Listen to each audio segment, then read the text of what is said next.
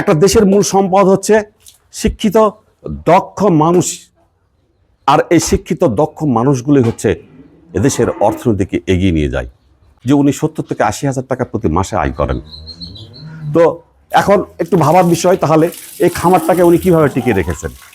সাজু ভাইয়ের খামারে, একটা ডেইরি ফার্মারে উনি 2001 সাল থেকে অদ্য পর্যন্ত খামার করছেন এবং ডেইরি ফার্ম করছেন। শুরু করেছিলেন মাত্র 3টি গরু দিয়ে, এখন তার খামারে 20টি গরু, যার দাম প্রায় 50 লক্ষ। এবং এই প্রতিবেদনও উঠে আসলো যে উনি 70 থেকে 80 হাজার টাকা প্রতি মাসে আয় করেন।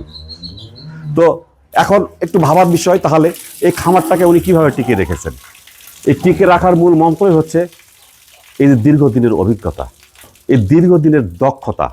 আর একটা দেশের মূল সম্পদ হচ্ছে শিক্ষিত দক্ষ মানুষ, আর এই শিক্ষিত দক্ষ মানুষগুলি হচ্ছে এদেশের অর্থনীতিকে এগিয়ে নিয়ে যায়।